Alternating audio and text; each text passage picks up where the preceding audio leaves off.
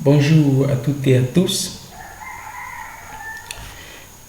Nous allons poursuivre notre série de vidéos sur le phénomène d'induction électromagnétique.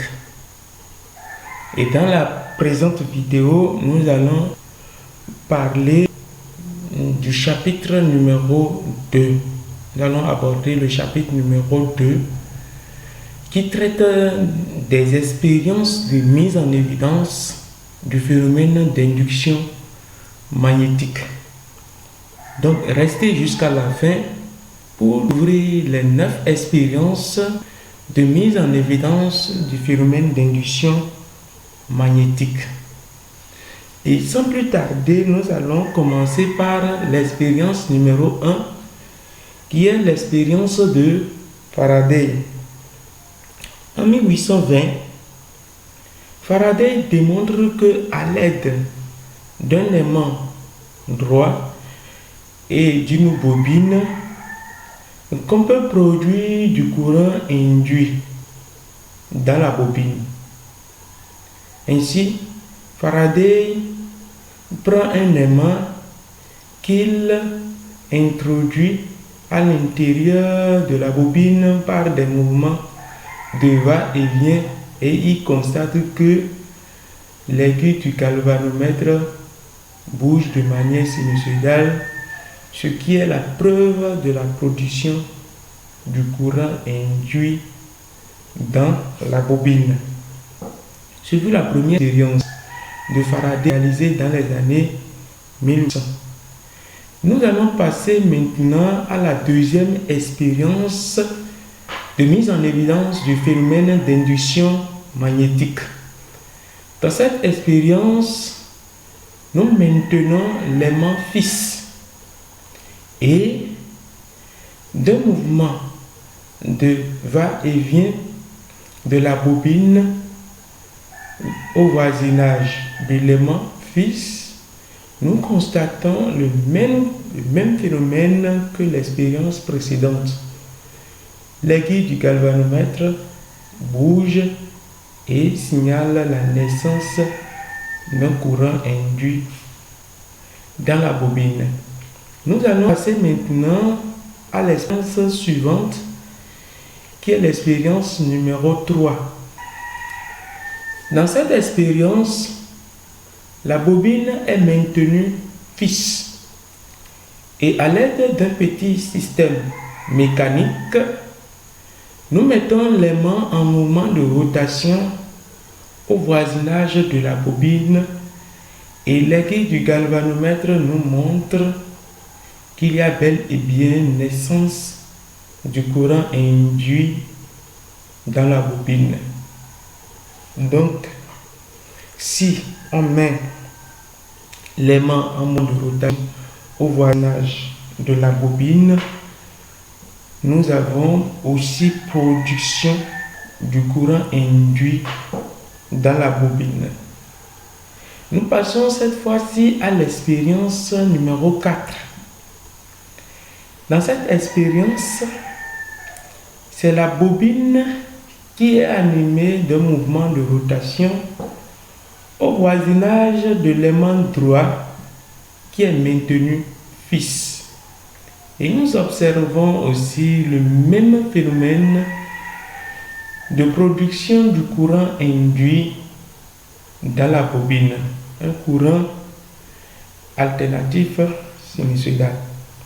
Alors, nous allons poursuivre et nous gardons en que la bobine aussi peut être animée d'un mouvement de rotation au même titre que l'aimant droit dans les expériences précédentes. Dans l'expérience numéro 5, nous avons une bobine parcourue par un courant continu. Donc la bobine se comporte comme un électroaimant. et il a les mêmes caractéristiques que un aimant droit. En mouvement de va-et-vient dans une bobine fixe. La bobine fixe est reliée au galvanomètre. Donc, cette expérience équivaut à l'expérience numéro 1. Donc, vous devez voir la bobine en mouvement de va-et-vient comme un aimant droit qui effectue un mouvement de va-et-vient à l'intérieur de la bobine fixe reliée au galvanomètre. Donc, nous pouvons aussi remplacer inséparablement l'aimant par un électroaimant, c'est-à-dire une bobine parcourue par un courant continu. Dans l'expérience numéro 6, nous avons une bobine fixe. Voilà la bobine fixe. Et à l'intérieur de cette bobine fixe, reliée au galvanomètre, nous avons une autre bobine, d'accord, qui est reliée à un générateur de courant continu. Et à l'aide d'un rhéostat, on varie l'intensité du courant dans la bobine qui est à l'intérieur de la bobine fixe. Donc, quand on varie l'intensité du courant à l'intérieur de cette bobine, nous constatons qu'il y a naissance d'un courant induit dans la deuxième bobine reliée au galvanomètre. Voilà la 6e expérience de mise en évidence du courant induit dans un circuit sans générateur. Nous allons passer maintenant à l'expérience numéro 7. Dans la 7e expérience, la bobine alimentée par un courant variable, ici un courant sinusoïdal, est insérée à l'intérieur d'une bobine fixe reliée à l'oscilloscope. Donc, nous détectons aussi un courant induit dans la bobine reliée à l'oscillo qui est de nature sinusoïdale. Les deux bobines étant fixes, et c'est le courant variable de même nature qui est alimenté de la bobine qui est à l'intérieur de la bobine fixe, qui est encore détecté dans la grande bobine reliée à l'oscilloscope. Donc, voilà l'expérience numéro 7. Maintenant, nous allons passer à l'expérience suivante, qui est l'expérience numéro 8. Dans cette expérience, nous avons ici une bobine plate et qui est de forme carrée. Et ici, nous avons un aimant en nu, deux aimants en nu qu'on a superposé. D'accord. Et la bobine plate est reliée à un multimètre en mode voltmètre. Donc, nous allons continuer en faisant des mouvements de va-et-vient, en faisant des déplacements de va-et-vient de la bobine plate à l'intérieur de l'aimant en nu.